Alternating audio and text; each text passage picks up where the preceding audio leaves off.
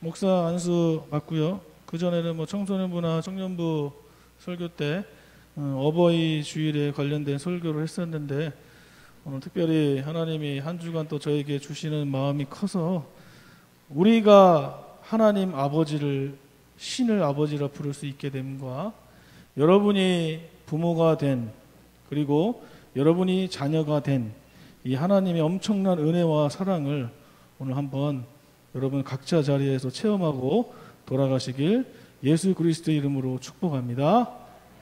제가 책을, 청년들이라 우리 청년부 톡이 있어요. 카카오톡에 한 10명 있나? 거기에 제가 이제 참고 문헌 같은 거를 저만 보고 사실은 공유를 안 했거든요. 근데 청년들이라서 이제 제가 매주마다 제가 어디서 설교를 준비하고 하나님 기도하고 준비하는지 좀 청년들에게 공유해요. 여러분에게 첫 번째로 소개할 책은 이 책을 한번 읽어보셨으면 좋겠어요. 무신론에 관한 책이에요. 제가 이거 수년 전에 읽었는데, 이 폴 비치라는 분이 쓴 무신론에 대한 심리학입니다. 그 영어 발음이 안 좋은데 Face of Fatheris라고, 제가 이걸 잘 몰랐는데 와이프가 이게 페이스가 직관적인 이런 뜻이라네요. 그러니까 아버지의 부재 속에 직면한 직면한 그 심리학을 다룬 책이에요. 한번 보시면 굉장히 재미있습니다.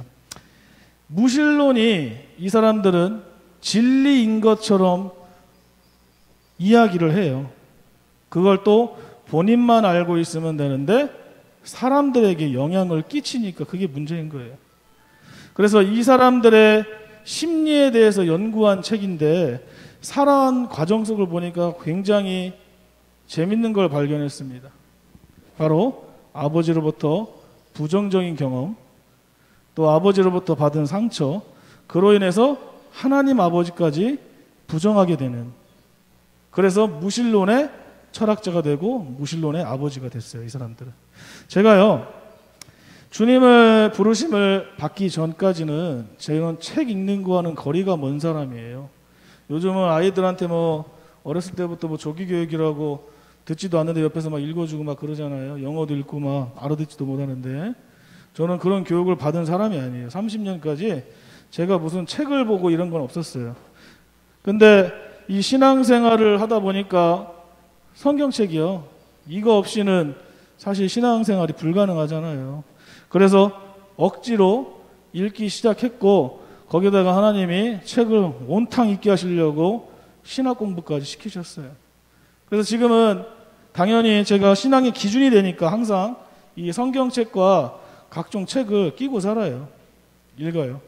저는 과거에 이렇게 책하고는 거리가 멀었던 사람입니다. 무려 30년을 그랬어요. 그런데 제가 예수 믿기 전에 청년 때 유일하게 책을 한 권 사서 읽어본 책이 있어요. 처음부터 끝까지 딱 한 권이에요. 그게 뭐냐면 쇼펜하우어가 쓴 사랑은 없다라는 책이었어요. 이 책. 이분이 제가 나중에 공부하면서 알게 됐지만 염세주의 철학자예요. 염세주의 철학자. 한마디로 세상에는 모든 것이 가치가 없고 발전이 불가능한 부정적인 사고방식을 가르치는 철학자예요. 근데 젊은 사람들한테 인기가 엄청나요. 저같이 30년을 책 안 본 사람도 읽게 하는 그런 엄청난 철학자들을. 이 부정적인 사고를 가진 이 쇼펜하우어가, 이 사람이 쓴 책이 읽고 많은 젊은이들이 우리 한국에서도 그렇고요, 전 세계까지 자살까지 이르게 하는 엄청난 비관적이적 철학자였어요. 이런 부정적인 철학자의 삶을 보니까 17살 때 아버지가 건물 3층에서 뛰어내리는 걸 목격을 해요. 3층에서 자살하는 걸 17살 때 목격을 한다고, 쇼펜하우어가. 쇼펜하우어는 어린 시절에 아버지와 매우 가까웠어요. 어머니가 없었어요. 어머니의 부재로 아버지가 굉장히 친밀하게 관계를 맺었는데 아버지가 바로 눈앞에서 자살하게 되니까 그때서부터 부정적인 시각을 갖게 돼요. 부모님이 자신을 영원히 버렸다고 그때서부터 그렇게 살게 됩니다. 쇼펜하우어가 쓴 글이에요. 회고록에 한번 보실래요? 제가 한번 읽어보겠습니다. 젊었을 때 항상 나는 매우 우울했다. 18살 때 이런 생각을 한 적이 있다. 하나님이 이 세상을 만드셨다고 아니라 차라리 악마를 만들었다고 하는 편이 나올 것이다. 이런 아버지의 죽음, 이 부정적인 경험이 오늘날 청년들에게 영향을 엄청나게 끼치는 염세주의 철학자로 발전했다는 거예요. 사람들에게 부정적인 생각을 심어줬어요. 세상에도 가장 유명한 무신론자죠. 여러분 니체 하면 다 알 거예요. 니체. 이 사람은 정말 기독교를 체계적으로 비판한 사람이에요.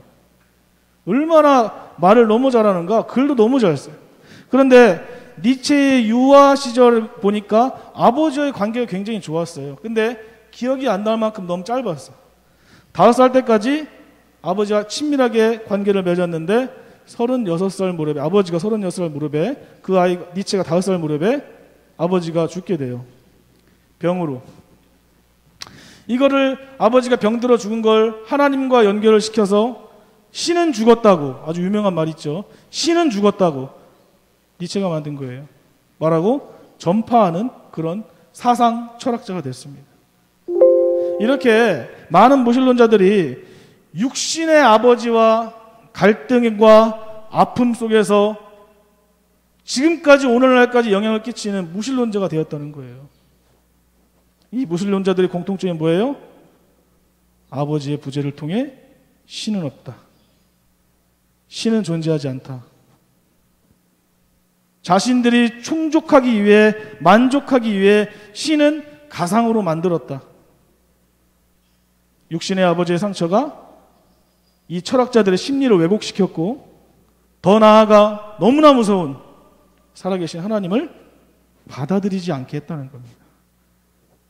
제가요, 그래프를 하나 그려왔어요. 한번 넘겨보실래요? 2015년 기준인데 20년 기준은 모르겠어요. 근데 이거보다 더 높을 거예요. 근데 높을 수가 없어요. 다 높아서. 제가 하나씩 읽어드릴게요. 미국에서 거의 한 3천만 명이 가까운 아이들이 fatherless home에 살고 있다고 그래요. 뭐냐면 아버지가 없거나 아버지에게 상처받은 사람들. fatherless home에 이 그래프를 하나하나 그려나가는데 제 마음이 너무 아픈 거예요. 왜냐면 10% 20%면 내가 이해하겠어요. 너무 높아갖고 제가 너무 놀라서 한번 읽어드릴게요. 아버지의 부재로 인해서 청소년 시기에 감옥에 간 사람이 85%예요. 다 갔다고 봐도 과언이 아니죠. 아버지의 부재로 인해서 문제 행동을 가진 지금 다 자라난 성인들이 75%. 10대에 임신하는 아이들이 75%. 노숙자와 가출하는 어린이들이 90%. 아버지의 부재로 인해서. 청소년 자살 80%가 아버지의 부재로서 일어났습니다. 저는 이 연구 결과를 보고 제가 화요일날 구글링을 해서 그 논문을 찾아서 보는데 너무나 깜짝 놀란 거예요. 저는 이러한 문제까지는 아닐지라도, 저는 겉으로 보이는 건강해 보이는 가정일지라도 들어가 보면 아버지와의 관계, 아버지의 상처 때문에 갈등을 겪는 가정들을 많이 목격했습니다. 정반대로요, 역사에 위대한 영향력을 끼친 기독교인은 아버지로부터 교육을 받은 사람입니다. 아버지로부터 사랑을 받은 사람이에요. 하나만 얘기 드릴게요. 파스칼이에요. 이것도 한번 읽어보세요. 파스칼 평전이에요. 프랑스의 유명한 수학자예요. 철학자고요. 어머니가 3살 때 돌아가셨어요. 근데 그의 아버지가 판사였거든요. 아내가 죽으니까 아이를 케어해야 되잖아요. 요즘 같았으면 그냥 어디 뭐 맡기고 뭐 어린이집이나 일해야 되니까, 먹고 살아야 되니까. 근데 파스칼의 아버지는 생각이 달랐어요. 먹고 사는 문제가 아니라 이 아이가 정서적으로 아버지 없이 엄마도 없는데 그렇게 사는 걸 감당하지 없다는 걸 이미 안 거예요, 아버지가. 그래서 아버지가 그 귀한 판사직을 내려놔요. 뭐 하기 위해서요? 아들 하나 잘 키우기 위해서. 재혼도 하지 않고 아들이 수학과 과학에 흥미가 있으니까 매번 식사 자릴 때마다 자기가 관심사 있는 게 아니라 아들이 이야기를 들어주는 거예요. 수학 얘기하고 과학 이야기하고. 거기다가 아버지가 엄청난 신앙인이었거든요. 주님 이야기하고 하나님 이야기하고 이렇게 소통해주고 관심하게 친밀하게 대화하면서 이렇게 양육을 받았다는 거예요. 그래서 파스칼이 어떻게 됐을까요? 굉장히 예수님 중심적인 신앙으로 수학자인데 과학자인데 심지어 성령 체험, 기적을 체험하고 하나님의 신비를 수학과 과학으로 연결하려고 노력을 굉장히 많이 했어요. 살아계신 하나님을 완벽하게 체험한 사람이죠. 지적 수준도 굉장히 높으면서요. 이 모든 것이 살아계신 육신의 아버지의 사랑으로부터 그게 자양분이 되었다고 해도 과언이 아닙니다. 제가요, 여러분, 경력으로 보면 동기나 우리 비슷한 후배들한테도 아무것도 안 돼요, 저는 목사가 될 수가 없어요. 제 후배들도 거의 다 목사님 아들들이요. 어지간하면 최소 장로님. 다 대대로 혈통이 다 있어요. 근데 저는 전부 미달이에요. 아무것도 내세울 게 없어요. 오늘까지 제가 예수 믿은 지 다니엘 나이 보면 알아요. 다니엘 나이에서 1년만 더 하면 돼요. 제가 10년밖에 안 됐어요. 제 부모님은 교회를 오락가락 하시는 분이에요. 사실은 주님 앞이라서 불신자라고 얘기하고 싶지만 여러분이 뭐라 할까봐 그냥 넘어갈게요. 당연히 하나님의 섭리로 또 사명으로 또 사랑으로 목사로 또 주의 종으로 성도님들을 사랑하고 섬기고 가족을 사랑하는 건 이건 당연한 거예요. 그러나 하나님 아버지의 사랑을 마음껏 전해야 하는 목사가 제가 어떻게 될 수 있었을까? 저를 돌아보니까 이렇게 제가 주님의 사랑을 전하고 이 받은 사랑을 줄 수 있는 가장 큰 과정 환경이 하나 있었습니다. 저는 누가 뭐래도 남들은 욕할지 몰라요. 우리 아버지가 예수 안 믿고 죽었다고 해도. 근데 저는 제 친아버지가 저 살아계실 때 좀 무조건적인 사랑을 받았어요. 비록 아버지가 폐암으로 병으로 하늘나라에 먼저 가셨지만 그래도 그때 죽기 전까지 살아있는 저를 걱정하고 애지중지 키우셨던 제가 아버지 모습이 아직도 눈에 선해요. 저도 모르게 그걸 배운 거예요. 아버지의 사랑을 받으면서. 이것이 아내에게, 이것이 아들들에게 그대로 흘러가고 교회에서 강단에서도 그대로 흘러가게 되더라고요. 제가 이제 목사로 성도님들에게 주님의 사랑을 전하고 가정에 주님의 마음 품고 사랑을 전하고 이 모든 것이 제 친아버지로부터 사랑을 전해받은 것이 하나님의 섭리로 강단에서 하나님의 사랑을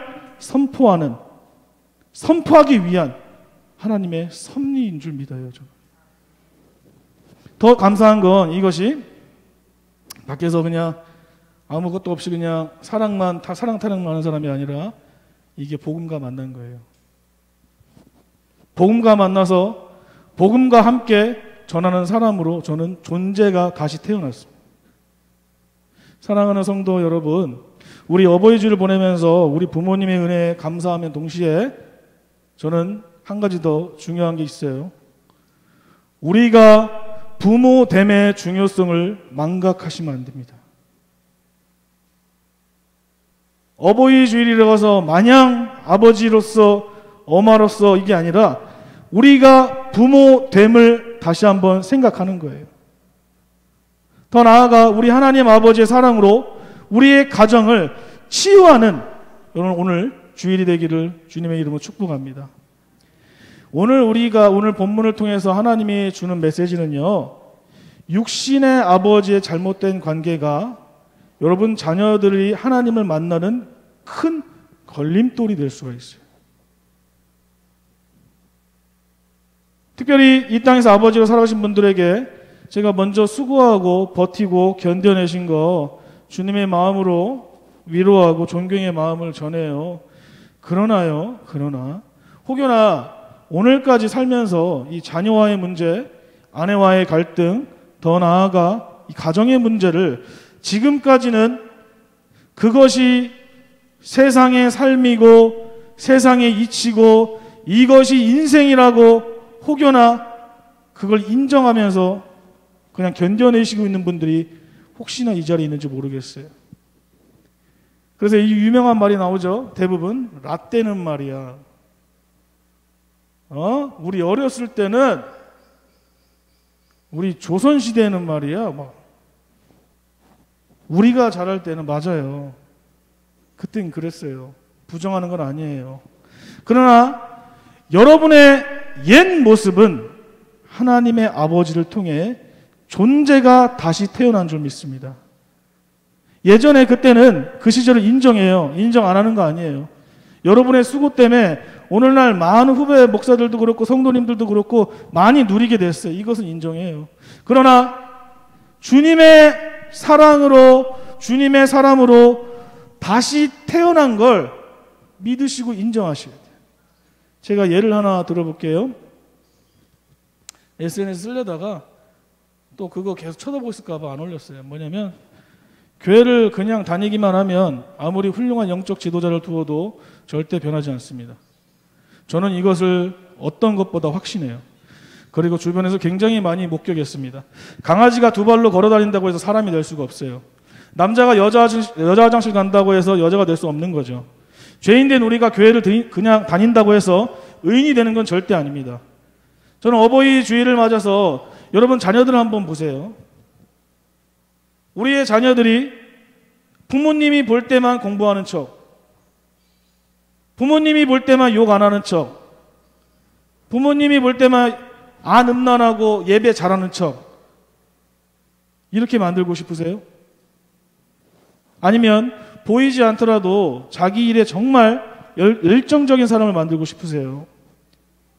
제가 말씀드리고 싶으신 것은, 진정한 변화는 행위의 변화가 아니라 성품과 인격과 인성이 존재의 변화입니다. 종교를 가진 사람이건 안 가진 사람이건 우리의 행위에 집중해요. 또 행위만 보고 믿음이 있냐 없냐 거룩하지 못하다고 정죄하죠. 그런데 여러분, 우리 주님은 그걸 가지고 한 번도 정죄한 적이 없어요. 뭘 얘기하냐면 우리의 존재를 말하고 있는 거예요. 성경은 여러분 존재가 변해야 된다. 우리의 존재 자체가 다시 태어난다. 이렇게 말씀하시는 거예요. 주님은 우리 행위보다 우리의 존재가 먼저 바뀌길 원하시는 거예요.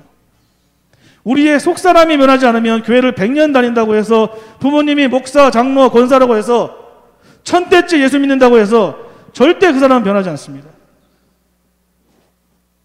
주님을 만나면 아예 새로운 존재로 다시 태어나는 거예요. 그래야 뭐가 성립되는 줄 아세요? 십자가에 죽으시고 부활하신 예수 그리스도를 믿고 우리가 죽고 다시 태어날 수 있는 것이 진리가 될 수 있어요. 여러분, 이 시간 하나님의 말씀에 정말 부딪혔다면 주님의 사람으로 새로운 존재로 다시 태어나기를 주님의 이름으로 축원합니다. 다시 한번 말씀드릴게요.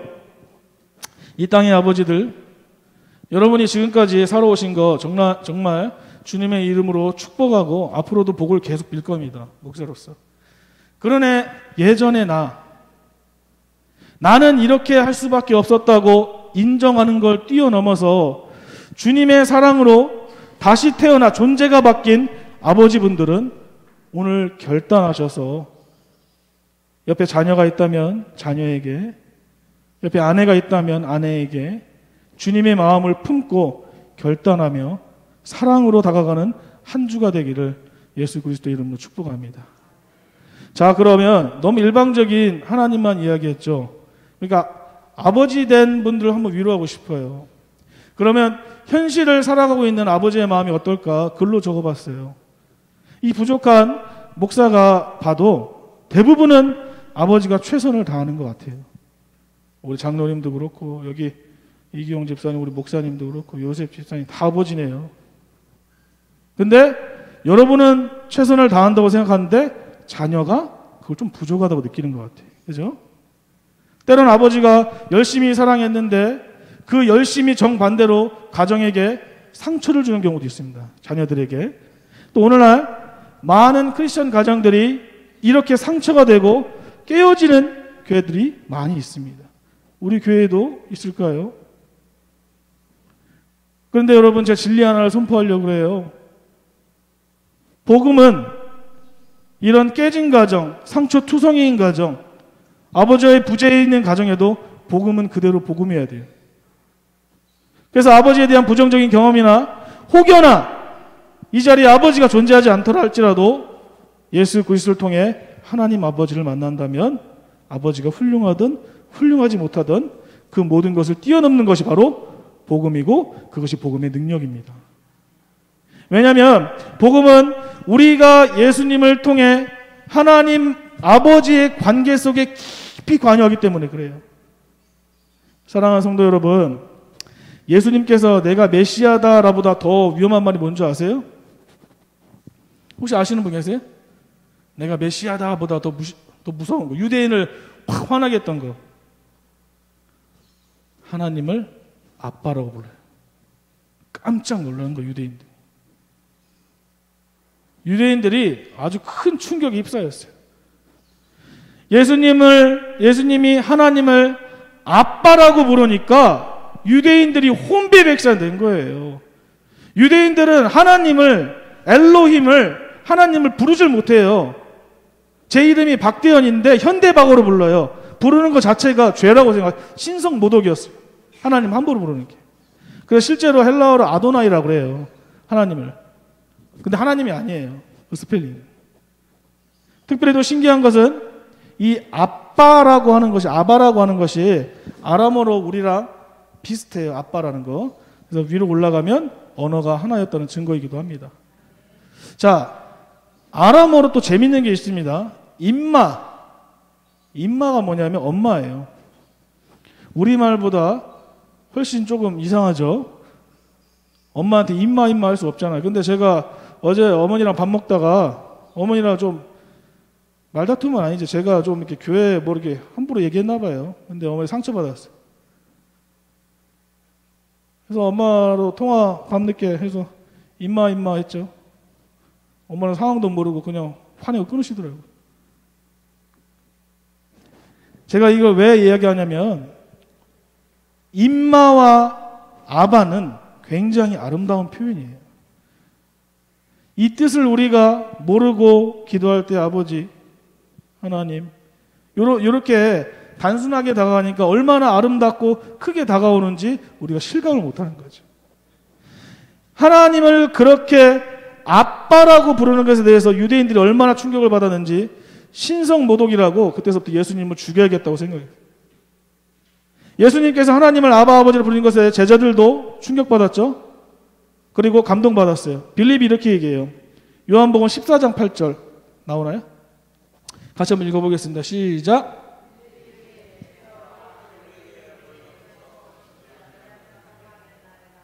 그때 예수님이 이렇게 얘기해요. 나를 본 자는 곧 아버지를 본 것이다. 그렇지? 아버지가 내 안에 있음을 믿어라. 나로 말미암 쪽 아버지께 갈 자로 없다. 아버지와 나는 하나다. 오늘 본문이에요. 자, 우리가 예수님을 믿는다는 것은 아버지 하나님을 만난다는 것입니다. 우리가 예수님 안에 거한다는 것은 아버지 사랑섭 안에 우리가 거한다는 거예요. 그리고 예수님과 하나님의 관계 역시 우리에게도 주어진다는 거예요. 그래서 우리가 예수님을 믿으면 반드시 이 체험을 해야 될 줄 믿어요. 그래서 하나님을 아버지라 부를 수 있게 되는 겁니다. 이게 로마서에 나와요. 한번 다음 장 넘겨주실래요? 예. 유일하신 아들은 사실 예수 그리스도 독생자 예수님 한 분뿐이에요. 진정한 아들은 예수님 한 분뿐입니다. 우리 모두는 전부 다 양자의 영을 받은 거예요. 양자의 영. 그래서 하나님을 예수님처럼 아버지라 부를 수 있는 양자입니다. 그래서 우리가 예수님을 믿으면 하나님이 아버지가 되는 거고, 하나님 아버지 사랑에 거하면 우리가 예수님 믿는 거예요. 이제 이해하시겠어요? 이 매우 중요한 말씀입니다. 우리가 예수 그리스도를 통해 받은 이 축복의 가장 큰 핵심은요, 하나님이 우리 아버지가 되시는 거예요. 여보, 이거 잘 생각해 보면 하루 종일 묵상해도 넘쳐요. 이 땅을 창조하신 신이 우리 아버지가 되는 거라니까요. 그래서 우리 안에 성령께서 우리 안에 행하시는 일은 우리가 하나님을 아버지라 부를 수 있는 것이 축복인 줄 믿습니다. 아빠와 아들 사진 한번 보실래요? 저도 그랬고요. 여러분들 어렸을 때 아마 다 경험했을 거예요. 우리가 아주 어릴 때 우리 그냥 아버지를 맹목적으로, 이런 표현은 죄송하지만 보수에서 이런 말 안 쓰는데 인간한테 전능하다고 생각하지 않아요?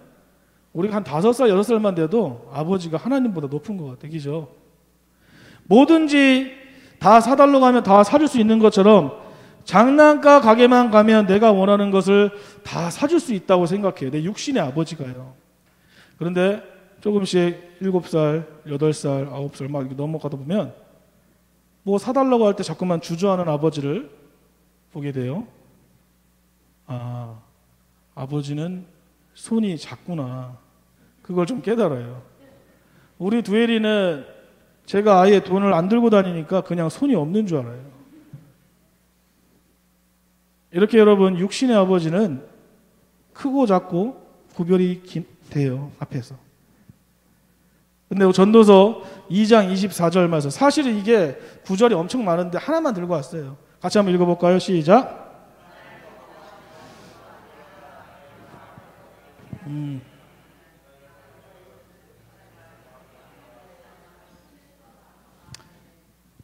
우리 아버지, 우리 신아버지 말고 우리 하나님 아버지는 손이 작지 않아요. 이 하나님의 작정하고 임하시는 이 귀한 이 시간, 주일, 지금 현재 시간 계속 넘어가고 있는 이 시간, 저는 여러분이 아버지의, 하나님 아버지의 손이 있음을, 그걸 느끼시기를 예수 그리스도 이름으로 축원합니다. 그 아버지 하나님을 바라보며 의지하는 한 주 되시기를 또 축복해요. 사랑하는 성도 여러분, 보통 우리가요, 제가 앞서 말씀드렸다시피 예수 믿기 시작할 때부터 너 몇 년째 예수 믿어? 너 지금 몇 년째 믿고 있어? 난 언제부터 믿었고? 이게 은근히 강조가 되고 이게 드러내더라고요. 그러나 저를 볼 때 제 암흑기라고 생각하는 30년의 세월을 저는 술을 마셨어요. 노래하고. 우리 사촌들이, 우리 큰아버지가 한 8살 때부터 저를 술을 먹인 것 같아요. 우리 아버지가 팔남매였거든요. 큰엄마 예배 끝나면 술 먹기 시작해요. 아주 기가 막힌 집안이에요. 술 마시고 노래하고 춤추고, 만나면 돈, 여자, 아니면 뭐 의리, 뭐 싸움, 허세, 거짓말. 다 허세는 거짓말이라고 생각해요. 과장돼서 얘기하는 거. 그리고 인생에 뭐 정해진 거 없이. 다음 사진 있나요? 이게 제가, 저거 오해하지 마세요. 얼마 전 핀 게 아니라 10년 전 사진이에요. 제가 이게 찾다 이제 없어요. 다 지워갖고. 뭐 허세, 거짓말, 뭐 인생이 뭐 정해진 거 없는데 즐거움은 있었어요. 근데 기쁨이 없었어요. 항상 미래가 불안했고요. 예수를 모르고 심지어 알고 싶지도 않았어요. 난 예수 믿는 사람이 제 근처 오는 것도 싫었어요. 내 마음대로 산다고 생각한 이 암흑기마저, 여러분 잘 들으세요. 30년 동안 육안으로 보기엔 믿음이 전혀 없고 전혀 가망성이 없는 하나님이 그때도 저를 사랑하셨어요. 목사로 이미 창세 전에 저를 택하시고 하나님의 손으로 예수 믿는 사람들이 정죄받을 만한 그 나쁜 놈을 매일 보호하셨어요. 여러분, 오늘 다시 생각해야 됩니다. 이게 복음의 그릇입니다. 우리가 생각하는 그릇과 전혀 다른 거예요. 루터 이야기하고 싶어요. 루터 한번 넘겨주세요. 루터도 복음을 전하면서 굉장히 영향력 있는 사람으로 급부상합니다. 당시 권력자들, 카톨릭에 있는 권세자들이 루터를 잡아 죽이려고 해요. 그 루터가 어떻게 했냐면 이름을 바꿨어요. 리타루. 이름까지 위장하면서 어디에 살았냐면 성 지하 단칸방에 쥐들하고 살았어요. 하루 이틀이요? 아니요. 수년 동안. 빛도 안 들어오는 곳에서 숨어 지냈어요. 어떻게 보면 감금 속에서 어두컴컴한 얼마나 힘들었겠어요. 심지어 복음을 위해서 복음을 전했더니 이렇게 돼버린 거예요. 주님의 일을 하겠다는데 내 상황 처지가 너무 이상. 그런데 루터가 그 암흑기라고 생각한 그 기간 동안 성경 전체를 독일어로 번역하는 엄청난 일을 하게 됩니다. 그 번역과 동시에 독일의 모든 도시를 신앙의 본질을 드러내는 하나님의 사람으로 준비된 시간이었어요. 우리가 보기에는 처절하고 너무나 암흑기 같지만 그 기간을 잃는 것이 아니라 그 암흑기를 통해 더 많은 주님의 사랑을 전할 수 있는 원동력이 된 거예요. 짧지만 제 인생 중에, 제 인생이 짧다고요, 아직. 그죠? 제 짧은 인생 중에 가장 큰 암흑기라고 생각했던 적이 있습니다. 지금은 안 그래요. 바로 친아버지의 죽음이에요. 왜냐하면 제가 덩치만 컸지 18살, 19살 마음이 어려요. 너무 애기였어. 그냥 술만 먹고 담배만 피고 어른 흉내만 낼 줄 알지 애기였어. 준비 안 된 아버지의 죽음을 그 애기가 받아들일 힘이 없었어요. 준비도 안 됐고. 그래서 제가 교회를 열심히 나간 것도 아니고 들락날락 했던 놈이 친구 아버지가 청룡 아파트에서 순복음교회를 하셨거든요. 개척교회 목사님이셨어요. 거기 가서 울면서 주님께 얼마나 매달렸나 몰라요. 제가 아내에게 이런 얘기를 해요. 제가 이제 목사를 부르심 받고 우리 신대원 가면 기도 엄청 하거든요. 근데 그때의 기도만큼 안 하는 것 같아요. 뭐 제자 훈련도 안 받고 찬양 한 곡도 모르고 사도신경 주기도문도 외치지 못하는 놈이 그 예배당에 혼자 앉아갖고 조만한 교회 아버지 살려주세요 하나님. 근데 소천하셨어요. 그 당시에는 제가 무신론자들의 마음을 이해해요. 제가 똑같이 신은 개뿔이나 뭐 있냐고, 하나님은 개코나 뭐, 아유 예수 웃기고 있네. 사실 제가 이 강단이라서 말을 좀 겸손하게 한 겁니다. 우리 주님이 깜짝 놀랐을 거예요. 그때 당시에 욕도 하고요. 아, 신은 없구나. 그런데요, 제가 지금 목사가 됐어요. 이제 돌아보는 거예요. 어떻게 이렇게 됐을까? 하나님의 마음을 이해하고 한 주 내내, 이번 주 내내 기도하는데 저희 아버지의 죽음은 그 당시에 저한테는 너무나 처절한 암흑기였는데 저를 주의 종으로 목사로 부르기 위한 하나님의 첫 번째 콜링이었어요.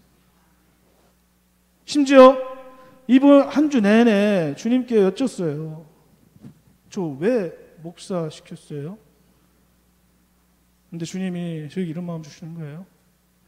네가 한다고 했잖아. 이러는 거예요.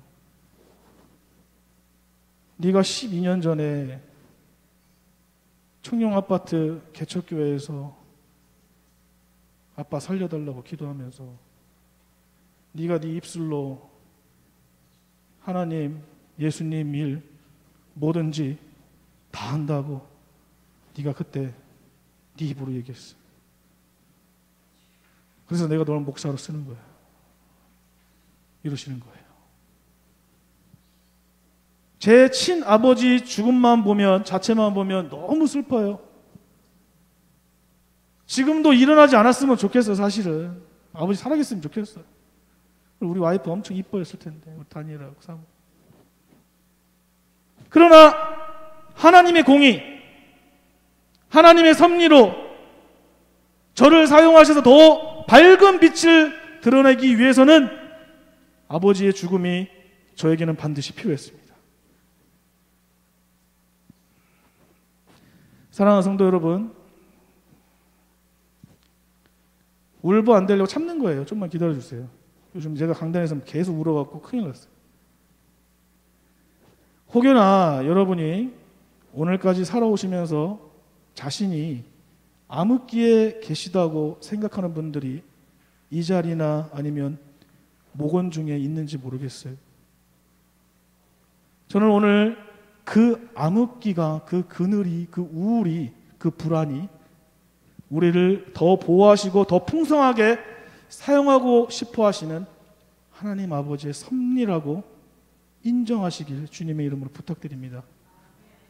우리 안에 함께 하시고자 하는 아버지의 사랑과 아버지의 마음이라는 것을 꼭 바라고 믿으시기를 소망해요. 말씀을 맺겠습니다. 우리 하나님 아버지는 사랑하는 참 아름다운 교회 성도님들의 모든 상처와 아픔을 씻어주기에 충분하시고 넘치시는 분이십니다. 그리고 오늘 이 말씀을 통해 어버이 주일 하나님 아버지의 사랑을 경험하고 은혜가 임한 성도님들은 이제 육신의 부모로서 인정받음과 동시에 자녀들은 여러분의 부모님을 진짜 사랑할 수 있는 그런 귀한 효도하는 한 주가 되기를 주님의 이름으로 축복합니다. 우리 찬양할까요?